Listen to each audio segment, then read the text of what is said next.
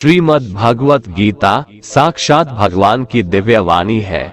इसकी महिमा अपार है, अपरिमित है। उसका यथार्थ में वर्णन कोई नहीं कर सकता।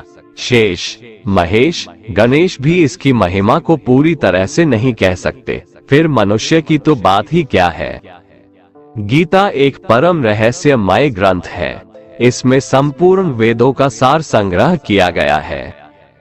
इसका आशय इतना गूढ़ और गंभीर है कि आजीवन निरंतर अभ्यास करते रहने पर भी उसका अंत नहीं आता। भगवान के गुण, प्रभाव, स्वरूप, तत्व, रहस्य और उपासना का तथा कर्म एवं ज्ञान का वर्णन जिस प्रकार भगवत गीता में किया गया है, वैसा अन्य ग्रंथों में एक साथ मिलना कठिन है। भगवत गीता एक ऐसा अनुपमेय शास्त्र है जिसका एक भी शब्द सदुपदेश से खाली नहीं है। गीता में एक भी शब्द ऐसा नहीं है जो रोचक कहा जा सके। इसमें जितनी बातें कही गई है वे सभी अक्षरशः यथार्थ है। सत्य स्वरूप भगवान की वाणी में रोचकता की कल्पना करना उसका निरादर करना है। गीता सर्वशास्त्रमयी है। इसे सारे शास्त्रों का खजाना कहा जाता है। गीता का भली भांति ज्ञान हो जाने पर सभी शास्त्रों का तात्विक ज्ञान अपने आप हो जाता है। गीता को हम भगवान से भी बढ़कर कहें तो कोई अत्युक्ति नहीं होगी। भगवान ने स्वयं कहा है, मैं गीता के आश्रय में रहता हूँ। गीता मेरा श्रेष्ठ घर है। गीता के ज्ञान का सहारा लेकर ही मैं तीनों लोकों का पालन करता हूँ। इसके सिवा गीता में ही भगवान अपने मुक्त कंठ से यह घोषणा करते हैं कि जो कोई मनुष्य मेरी इस गीता रूप आज्ञा का पालन करेगा वह निसंदेह मुक्त हो जाएगा। यही नहीं, भगवान कहते हैं कि जो कोई इसका अध्ययन भी करेगा उसके द्वारा मैं ज्ञान यज्ञ से पूजित होऊंगा। भगवान कहते हैं जो मनुष्य गीता का रहस्य भक्तों को धारण कराता है और उनमें इसका विस्तार एवं प्रचार करता है, वो मनुष्य मुझे अतिशय प्रिय है। गीता संपूर्ण जीवन दर्शन है और इसका अनुसरण करने वाला व्यक्ति सर्वश्रेष्ठ होता है। भगवत गीता ही है जो आधुनिक युग में समस्याओं से घिरे हुए मनुष्य को एक कर्मशील जीवन जीने के लिए प्रेरित करती है। गीता ऐसे प्रेरणादायक संदेशों का महासागर है जो जीवन से निराश मनुष्य को आशाओं से भर देती है। श्रीमद् भगवत गीता एकमात्र ऐसा ग्रंथ है जो मनुष्य को जीने का सही तरीका बताती है। गीता जीवन में धर्म, कर्म और प्रेम का पाठ पढ़ाती है। श्रीमद् भगवत गीता का ज्ञान मानव जीवन और जीवन के बाद का जीवन दोनों के लिए उपयोगी माना गया है।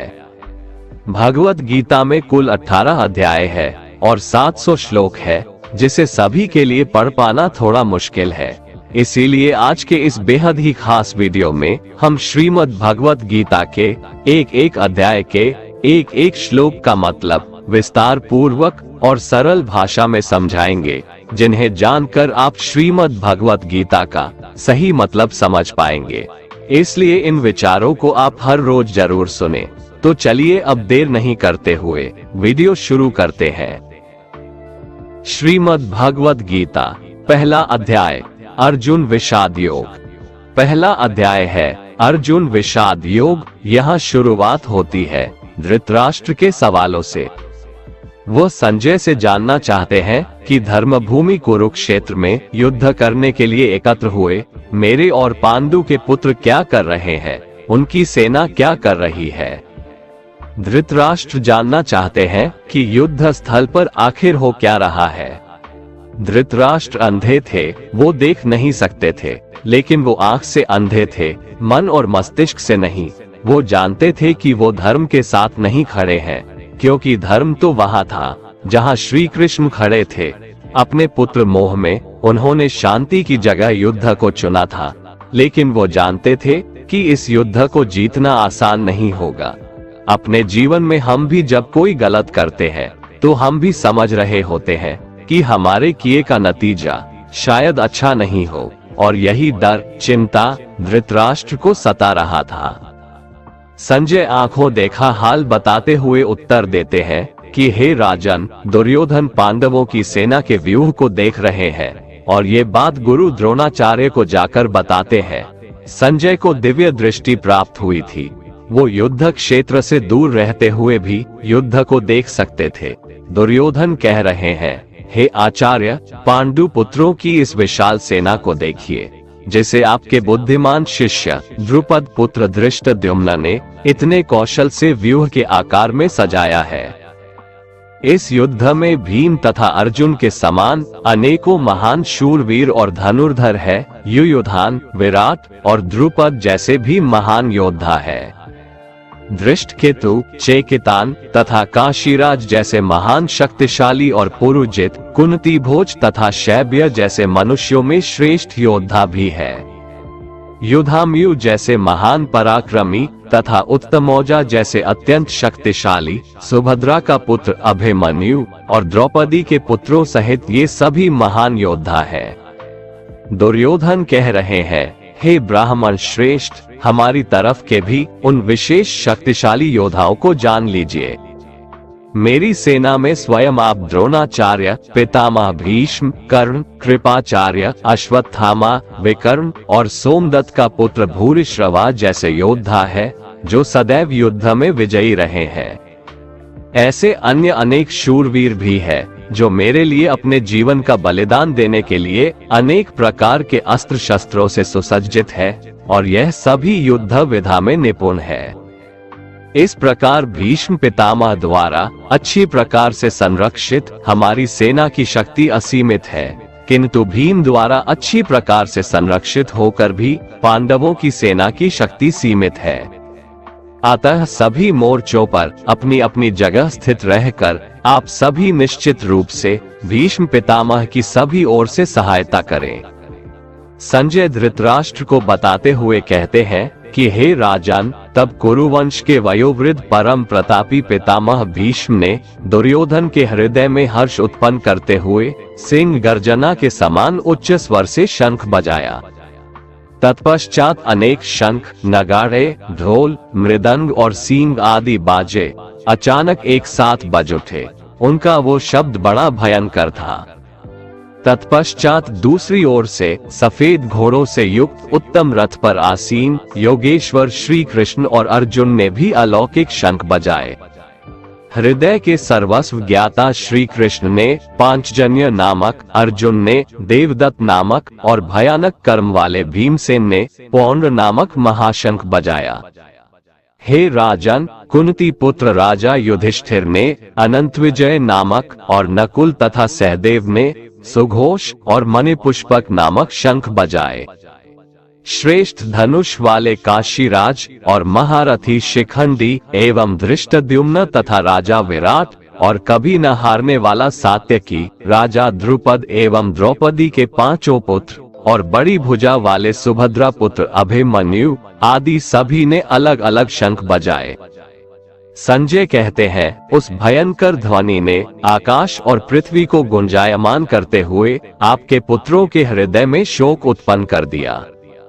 हे राजन, इसके बाद हनुमान से अंकित पताका लगे रथ पर आसीन पांडु पुत्र अर्जुन ने धनुष उठाकर तीर चलाने की तैयारी के समय धृतराष्ट्र के पुत्रों को देखकर हृदय के सर्वस्व ज्ञाता श्री कृष्ण से प्रार्थना करते हुए कहा कि हे अच्युत, कृपा करके मेरे रथ को दोनों सेनाओं के बीच में खड़ा करें, जिससे मैं युद्ध भूमि में उपस्थित युद्ध की इच्छा रखने वालों को देख सकूं कि इस युद्ध में मुझे किन किन से एक साथ युद्ध करना है। मैं उनको भी देख सकूं जो ये राजा लोग यहाँ पर धृतराष्ट्र के दुर्बुद्धि पुत्र दुर्योधन के हित की इच्छा से युद्ध करने के लिए एकत्रित हुए हैं। संजय ने कहा, हे भरतवंशी, अर्जुन द्वारा इस प्रकार कहे जाने पर हृदय के पूर्ण ज्ञाता श्री कृष्ण ने दोनों सेनाओं के बीच में उस उत्तम रथ को खड़ा कर दिया और भीष्म पितामह, आचार्य द्रोण तथा संसार के सभी राजाओं के सामने भगवान श्री कृष्ण ने कहा कि हे पार्थ, युद्ध के लिए एकत्रित हुए इन सभी कुरु वंश के सदस्यों को देख। वहां प्रथापुत्र अर्जुन ने अपने ताऊ चाचा को, दादा परदादा को, गुरु को, मामा को, भाई को, पुत्रों को, पौत्रों को और मित्रों को देखा। कुंती पुत्र अर्जुन ने ससुरों को और शुभ चिंतकों सहित दोनों तरफ की सेनाओं में अपने ही सभी संबंधियों को देखा। तब करुणा से अभिभूत होकर शोक करते हुए अर्जुन ने कहा, हे कृष्ण, युद्ध की इच्छा वाले इन सभी मित्रों तथा संबंधियों को उपस्थित देखकर मेरे शरीर के सभी अंग कांप रहे हैं और मुख सूखा जा रहा है। मेरे हाथ से गांडीव धनुष छूट रहा है और त्वचा भी जल रही है। मेरा मन भ्रमित सा हो रहा है, इसलिए मैं खड़ा भी नहीं रह पा रहा हूँ। हे केशव, मुझे तो केवल अशुभ लक्षण ही दिखाई दे रहे हैं। युद्ध में स्वजनों को मारने में मुझे कोई कल्याण दिखाई नहीं देता है। हे कृष्ण, मैं न तो विजय चाहता हूँ और न ही राज्य और सुखों की इच्छा करता हूँ। हे गोविंद, हमें ऐसे राज्य, सुख अथवा इस जीवन से भी क्या लाभ है जिनके साथ हमें राज्य आदि सुखों को भोगने की इच्छा है। वही गुरुजन, परिवारजन, पुत्रगण, पितामह, मामा, ससुर और सारे संबंधी अपने जीवन के सभी सुखों को त्याग कर इस युद्ध भूमि में खड़े हैं। हे मधुसूदन, मैं इन सभी को मारना नहीं चाहता हूँ, भले ही यह सभी मुझे ही मार डाले। तीनों लोकों के राज्य के लिए भी मैं इन सभी को मारना नहीं चाहता, फिर पृथ्वी के लिए तो कहना ही क्या है। हे जनार्दन, धृतराष्ट्र के पुत्रों को मारकर हमें कौन सी प्रसन्नता मिलेगी, बल्कि इन आतताइयों को मारकर तो हमें पाप ही लगेगा।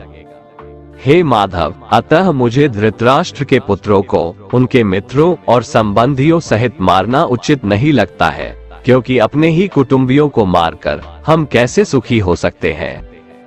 यद्यपि लोभ के कारण इन भ्रमित चित्त वालों को कुल के नाश से उत्पन्न होने वाले दोष दिखाई नहीं देते हैं और मित्रों से विरोध करने में कोई पाप दिखाई नहीं देता है, परंतु हे जनार्दन, हम लोग तो कुल के नाश से उत्पन्न दोष को समझने वाले हैं। क्यों न हमें इस पाप से बचने के लिए विचार करना चाहिए। अर्जुन कहते हैं, कुल के नाश से सनातन कुल धर्म नष्ट हो जाते हैं तथा धर्म का नाश हो जाने पर संपूर्ण कुल में अधर्म फैल जाता है। हे कृष्ण, अधर्म अधिक बढ़ जाने से कुल की स्त्रियां दूषित हो जाती है। स्त्रियों के दूषित हो जाने पर अवांछित संतानें उत्पन्न होती है। अवांछित संतानों की वृद्धि से निश्चय ही कुल में नारकीय जीवन उत्पन्न होता है। ऐसे पतित कुलों के पितरी गिर जाते हैं, क्योंकि पिंड और जल के दान की क्रियाएं समाप्त हो जाती है। इन अवांछित संतानों के दुष्कर्मों से सनातन कुल धर्म और जाति धर्म नष्ट हो जाते हैं। हे जनार्दन, जिनका कुल धर्म नष्ट हो गया है, ऐसे मनुष्यों को अनिश्चित काल तक नरक में रहना पड़ता है, ऐसा हम सुनते आए हैं।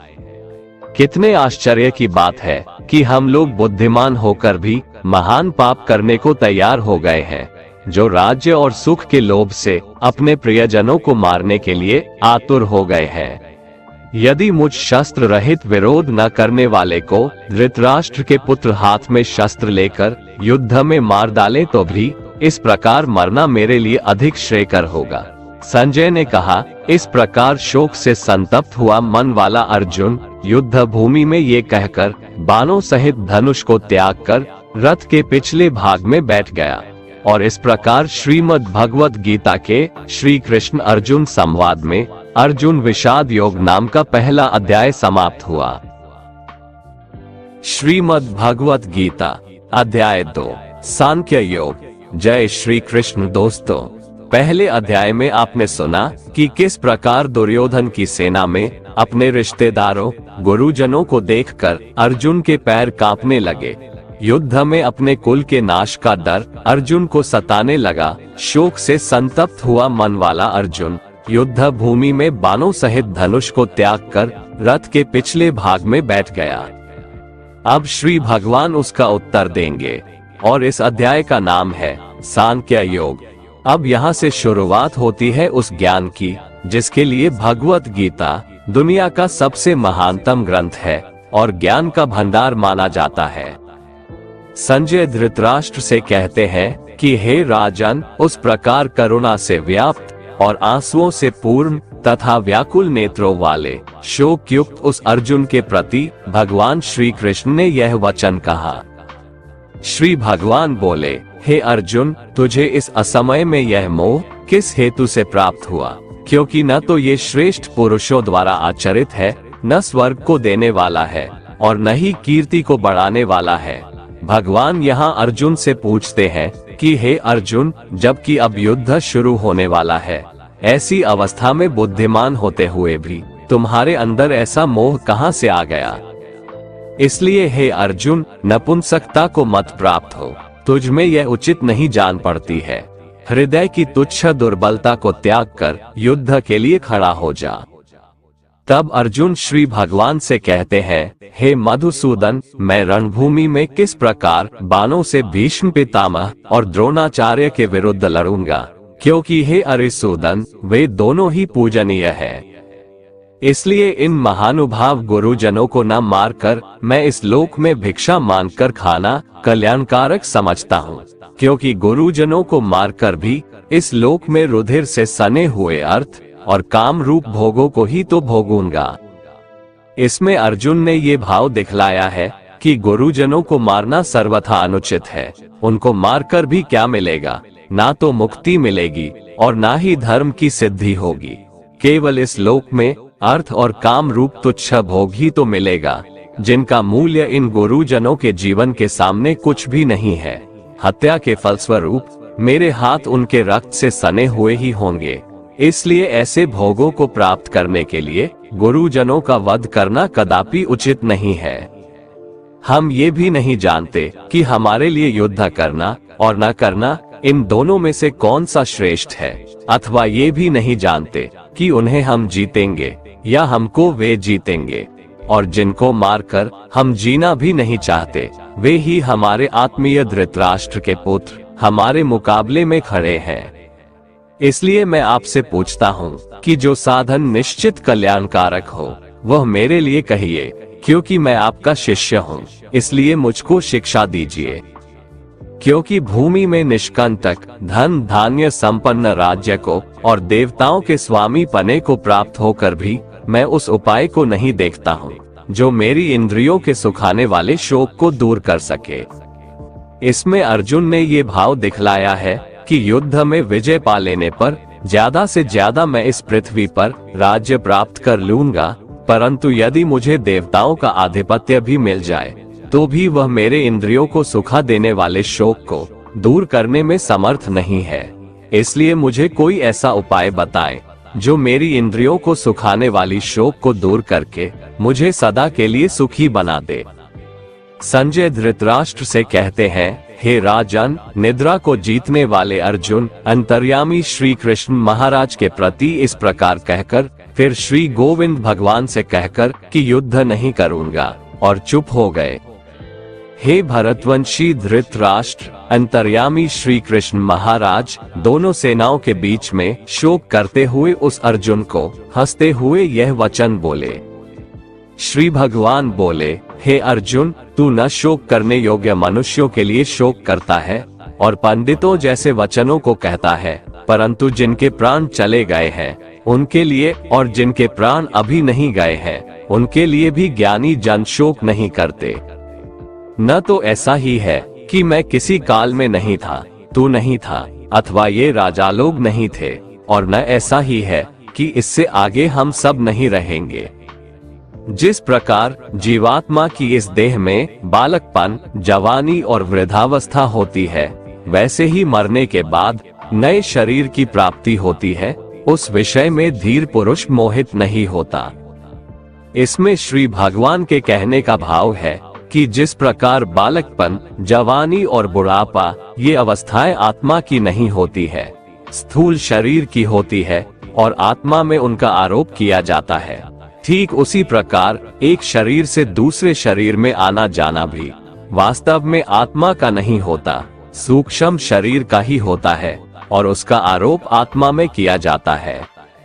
इसलिए इस तत्व को नहीं जानने वाले अज्ञानी जन ही मरने वाले का शोक करते हैं। धीर पुरुष ऐसा नहीं करते, क्योंकि उनकी दृष्टि में आत्मा का शरीर से कोई संबंध नहीं है, इसलिए तुम्हारा शोक करना उचित नहीं है। हे कुंती पुत्र, सर्दी, गर्मी और सुख दुख को देने वाले इंद्रिय और विषयों के संयोग तो उत्पत्ति विनाशशील और अनित्य है, इसलिए हे भारत तू उनको सहन कर। इसमें श्री भगवान के कहने का भाव है कि सर्दी, गर्मी, सुख, दुख ये सब इंद्रियों के विकार हैं, इसलिए उसे क्षण भंगुर और अनित्य समझ और शोक मत कर।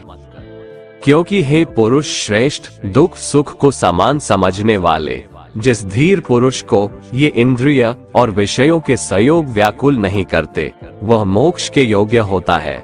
दोस्तों, हमारे जीवन में भी दुख आने पर हम दुखी हो जाते हैं, जबकि ज्ञानी पुरुष जानता है कि अगर दुख घर में प्रवेश किया है तो सुख भी जरूर दरवाजे पर ही खड़ा होगा। इसलिए जो मनुष्य किसी भी विषम परिस्थिति से व्याकुल नहीं होता, वैसा ज्ञानी मनुष्य परमात्मा की प्राप्ति का पात्र बन जाता है। असत वस्तु की सत्ता नहीं है और सत का अभाव नहीं है। इस प्रकार इन दोनों का ही तत्वज्ञानी पुरुषों द्वारा देखा गया है। इसमें भगवान श्री कृष्ण का भाव है कि असत अर्थात शरीर, इंद्रिय की कोई सत्ता यानी भाव नहीं है। इसलिए अपने स्वजनों के शरीर की नाश की आशंका से शोक करना अनुचित है। सत का भाव यहाँ परमात्मा से है। परमात्मा सर्वव्यापी है, अखंड और निर्विकार है। इसलिए यदि तुम आत्म रूप से अपने स्वजनों के नाश की आशंका करके शोक करते हो तो भी तुम्हारा शोक करना उचित नहीं है। नाश रहित तो तू उसको जान जिससे ये संपूर्ण जगत दृश्य वर्ग व्याप्त है। इस अविनाशी का विनाश करने में कोई भी समर्थ नहीं है। श्री भगवान कहते हैं परमात्मा का कोई भी नाश नहीं कर सकता, इसीलिए परमात्मा ही सत है। उस नाश रहित अप्रमेय नित्य स्वरूप जीवात्मा के ये सब शरीर नाशवान कहे गए हैं।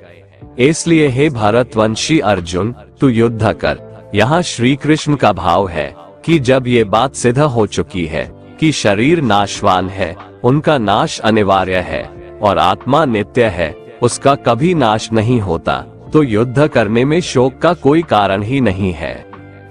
जो इस आत्मा को मारने वाला समझता है तथा जो इसको मरा मानता है, वे दोनों ही नहीं जानते, क्योंकि यह आत्मा वास्तव में न तो किसी को मारता है और न किसी के द्वारा मारा जाता है।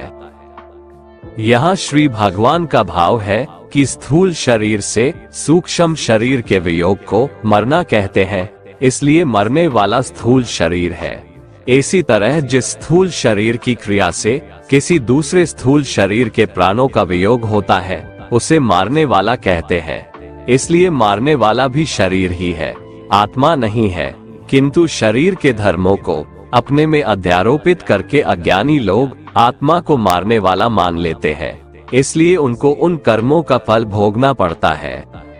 यह आत्मा किसी काल में भी न तो जन्मता है और न मरता ही है, तथा न यह उत्पन्न होकर फिर होने वाला ही है, क्योंकि यह अजन्मा, नित्य, सनातन और पुरातन है। शरीर के मारे जाने पर भी यह नहीं मारा जाता।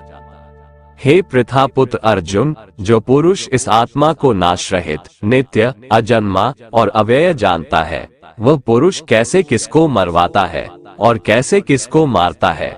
यहाँ श्री भगवान का भाव है कि स्थूल शरीर द्वारा किसी को मारना या मरवाना ये आत्मा का काम नहीं है, इसलिए किसी के लिए भी किसी प्रकार का शोक करना उचित नहीं है। जैसे मनुष्य पुराने वस्त्रों को त्याग कर दूसरे नए वस्त्रों को ग्रहण करता है, वैसे ही जीवात्मा पुराने शरीरों को त्याग कर दूसरे नए शरीरों को प्राप्त होता है। इस आत्मा को शस्त्र नहीं काट सकते, इसको आग नहीं जला सकती, इसको जल गीला नहीं कर सकता और वायु इसे सुखा नहीं सकती है। यह आत्मा नित्य, सर्वव्यापी, अचल, स्थिर रहने वाला और सनातन है। यह आत्मा अव्यक्त है, अर्थात आत्मा किसी भी इंद्रिय के द्वारा जाना नहीं जा सकता है। यह आत्मा अचिंत्य है, अर्थात आत्मा मन का भी विषय नहीं है। यह आत्मा विकार रहित कहा जाता है। इसलिए हे अर्जुन, इस आत्मा को उपर्युक्त प्रकार से जानकर तू शोक करने योग्य नहीं है, अर्थात तुझे शोक करना उचित नहीं है। किंतु यदि तू इस आत्मा को सदा जन्म लेने वाला तथा सदा मरने वाला मानता है, तो भी हे महाबाहो, तू इस प्रकार शोक करने के योग्य नहीं है। क्योंकि इस मान्यता के अनुसार जन्मे हुए की मृत्यु निश्चित है और मरे हुए का जन्म निश्चित है, इससे भी इस बिना उपाय वाले विषय में तू शोक करने के योग्य नहीं है। हे अर्जुन, संपूर्ण प्राणी जन्म से पहले अप्रकट थे और मरने के बाद भी अप्रकट हो जाने वाले हैं, केवल बीच में ही प्रकट है। फिर ऐसी स्थिति में क्या शोक करना है? कोई एक महापुरुष ही इस आत्मा को आश्चर्य की भांति देखता है, वैसा ही दूसरा कोई महापुरुष ही इसके तत्व का आश्चर्य की भांति वर्णन करता है, तथा दूसरा कोई अधिकारी पुरुष ही इसे आश्चर्य की भांति सुनता है, और कोई तो सुनकर भी इसको नहीं जानता। यहाँ श्री भगवान का भाव है कि आत्मा आश्चर्यमय है, इसलिए उसे देखने वाला संसार में कोई विरला ही होता है और वह उसे आश्चर्य की भांति देखता है। जो महापुरुष परमात्मा को जानने वाले हैं, जो संपूर्ण वेदों और शास्त्रों के ज्ञाता हैं, वे ही आत्मा का वर्णन कर सकते हैं और उनका वर्णन करना भी आश्चर्य की भांति होता है। इस आत्मा के वर्णन को सुनने वाला सदाचारी आस्तिक पुरुष भी कोई विरला होता है और उसका सुनना भी आश्चर्य की भांति होता है। हे अर्जुन, यह आत्मा सबके शरीरों में सदा ही अवध्य है, इसका कभी नाश नहीं हो सकता। इस कारण संपूर्ण प्राणियों के लिए तू शोक करने के योग्य नहीं है, तथा अपने धर्म को देखकर भी तू शोक करने के योग्य नहीं है, अर्थात तुझे भय नहीं करना चाहिए, क्योंकि क्षत्रिय के लिए धर्मयुक्त युद्ध से बढ़कर दूसरा कोई कल्याणकारी कर्तव्य नहीं है। हे पार्थ, अपने आप प्राप्त हुए और खुले हुए स्वर्ग के द्वार रूपी इस प्रकार के युद्ध को भाग्यवान क्षत्रिय लोग ही पाते हैं। किंतु यदि तू इस धर्मयुक्त युद्ध को नहीं करेगा तो स्वधर्म और कीर्ति को खोकर पाप को प्राप्त होगा, तथा सब लोग अनंत काल तक तेरी अपकीर्ति की चर्चा करेंगे और माननीय पुरुष के लिए अपकीर्ति मरण से भी बढ़कर है। और जिनकी दृष्टि में तू पहले बहुत सम्मानित होकर अब लघुता को प्राप्त होगा, वे महारथी लोग तुझे भय के कारण युद्ध से हटा हुआ मानकर तुम्हें डरपोक समझेंगे। तेरे वैरी लोग अर्थात तुम्हारे शत्रुगण तेरे सामर्थ्य की निंदा करते हुए तुझे बहुत से न कहने योग्य वचन भी कहेंगे। उससे अधिक दुख और क्या होगा?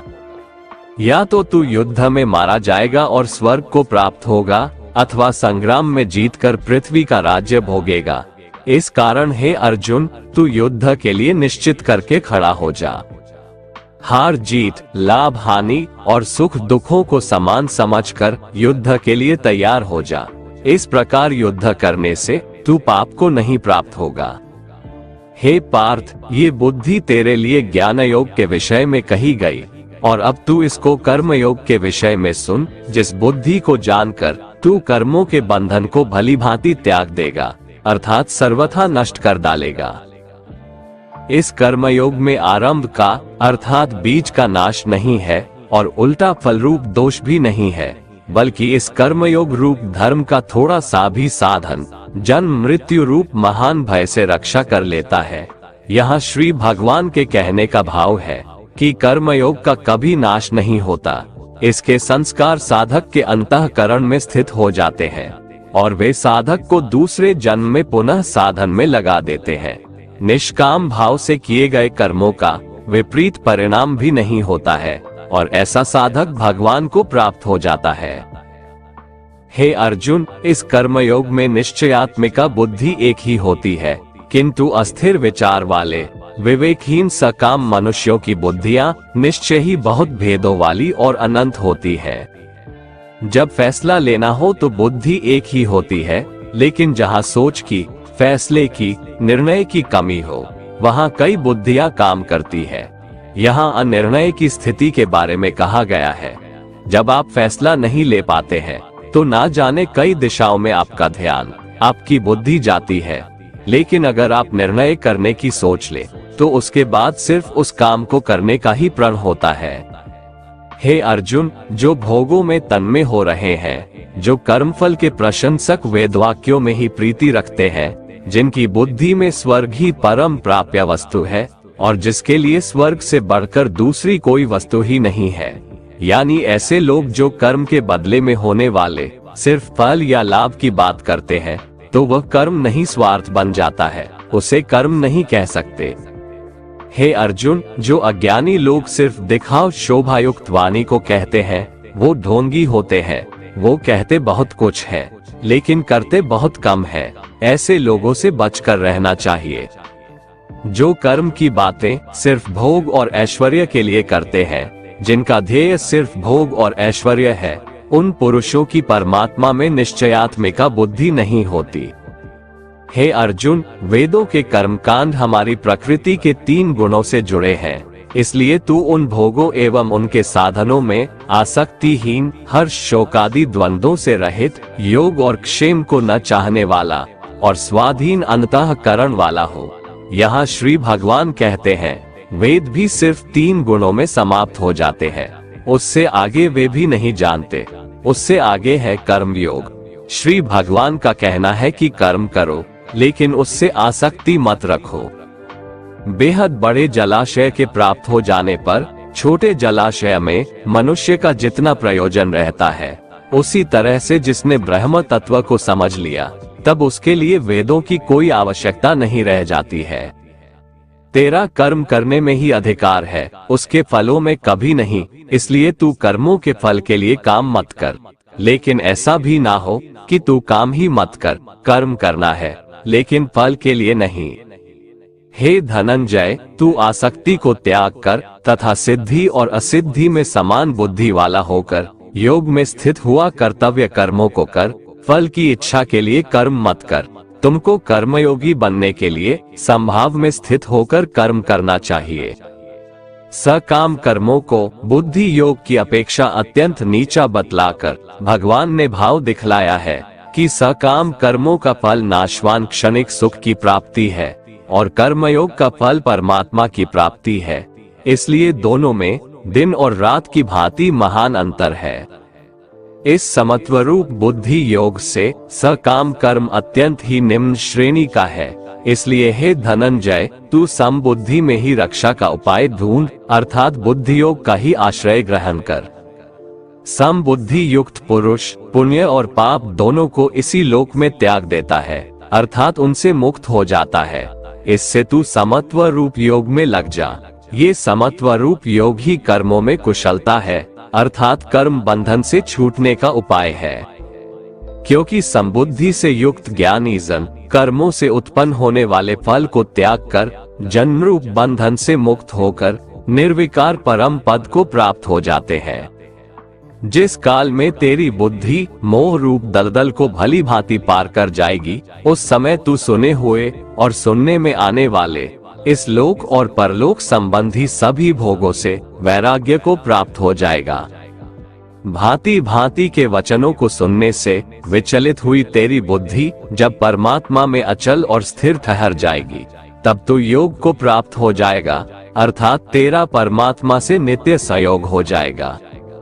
अर्जुन बोले, हे केशव, समाधि में स्थित परमात्मा को प्राप्त हुए स्थिर बुद्धि पुरुष का क्या लक्षण है? वो स्थिर बुद्धि पुरुष कैसे बोलता है, कैसे बैठता है और कैसे चलता है? श्री भगवान बोले, हे अर्जुन, जिस काल में ये पुरुष मन में स्थित संपूर्ण कामनाओं को भली भांति त्याग देता है और आत्मा से आत्मा में ही संतुष्ट रहता है, उस काल में वो स्थित प्रज्ञ कहा जाता है। दुखों की प्राप्ति होने पर जिसके मन में उद्वेग नहीं होता, सुखों की प्राप्ति में जो सर्वथा स्पृहा रहित है तथा जिसके राग, भय और क्रोध नष्ट हो गए हैं, ऐसा मुनि स्थिर बुद्धि कहा जाता है। जो पुरुष सर्वत्र स्नेह रहित होकर शुभ या अशुभ वस्तु को प्राप्त होकर न प्रसन्न होता है और न द्वेष करता है, उसकी बुद्धि स्थिर है। कछुआ सब ओर से अपने अंगों को जैसे समेट लेता है, वैसे ही जब ये पुरुष इंद्रियों के विषयों से इंद्रियों को सब प्रकार से हटा लेता है, तब उसकी बुद्धि स्थिर है, ऐसा समझना चाहिए। इसलिए साधक को चाहिए कि वह उन संपूर्ण इंद्रियों को वश में करके समाहित चित होकर मेरा ध्यान करे, क्योंकि जिस पुरुष की इंद्रियां वश में होती है, उसी की बुद्धि स्थिर हो जाती है। विषयों का चिंतन करने वाले पुरुष की उन विषयों में आसक्ति हो जाती है, आसक्ति से उन विषयों की कामना उत्पन्न होती है और कामना में विघ्न पड़ने से क्रोध उत्पन्न होता है। क्रोध से भ्रम पैदा होता है, स्मृति में भ्रम हो जाने से बुद्धि का नाश हो जाता है और बुद्धि का नाश हो जाने से उस पुरुष का पतन हो जाता है। जिस प्रकार हवा के झोंके नाव को भटका देती है, ठीक उसी प्रकार मनुष्य की इंद्रियां उसकी बुद्धि को भटका देती है। इसलिए हे महाबाहो, जिस पुरुष की इंद्रियां उसके बस में होती है, उसी की बुद्धि स्थिर है। भगवान श्री कृष्ण कहते हैं, जिस प्रकार समुद्र की स्थिति अचल है, भारी से भारी आंधी तूफान आने पर या अनेक नदियों के जल प्रवाह उसमें प्रविष्ट होने पर भी वह अपनी स्थिति से विचलित नहीं होता, मर्यादा का त्याग नहीं करता, उसी प्रकार परमात्मा के स्वरूप में स्थित योगी की स्थिति भी सर्वथा अचल होती है। बड़े से बड़े सांसारिक सुख दुखों का संयोग वियोग होने पर भी उसकी स्थिति में जरा भी अंतर नहीं पड़ता। वह योगी परमात्मा में नित्य निरंतर अटल और एकरस स्थित रहता है। जो मनुष्य संपूर्ण कामनाओं को त्याग कर ममता रहित, अहंकार रहित और स्पृहा रहित होकर विचरण करता है, वही मनुष्य शांति को प्राप्त कर पाता है। हे पार्थ, यह आध्यात्मिक जीवन का पथ है, अर्थात ब्रह्म की प्राप्ति का पथ है, जिसे प्राप्त करके मनुष्य कभी मोहित नहीं होता है। यदि कोई जीवन के अंतिम समय में भी इस पथ पर स्थित हो जाता है, तब भी वह मेरे परम धाम को प्राप्त होता है। इस प्रकार उपनिषद, ब्रह्म विद्या तथा योग शास्त्र रूप श्रीमद् भगवद गीता के श्री कृष्ण अर्जुन संवाद में सांख्य योग नाम का दूसरा अध्याय संपूर्ण हुआ। श्रीमद् भगवद गीता अध्याय 3 कर्म योग। अर्जुन पूछते हैं, हे जनार्दन, यदि आपको कर्म की अपेक्षा ज्ञान श्रेष्ठ लगता है, तो फिर हे केशव, मुझे इस भयंकर कर्म में क्यों लगा रहे हैं? आप मिले हुए वचनों को कहकर मेरी बुद्धि को मानो मोहित कर रहे हैं। इसलिए एक बात बताओ प्रभु, जिससे मेरी उलझन दूर हो सके, जिससे मैं कल्याण को प्राप्त हो जाऊं। 17वां अध्याय संपूर्ण हुआ। दोस्तों, अगर आपको हमारा ये वीडियो पसंद आया तो कमेंट में जय श्री राधे कृष्ण लिखें और ऐसे ही प्रेरणादायक वीडियो देखने के लिए हमारे चैनल को सब्सक्राइब कर लें। जय श्री राधे कृष्ण।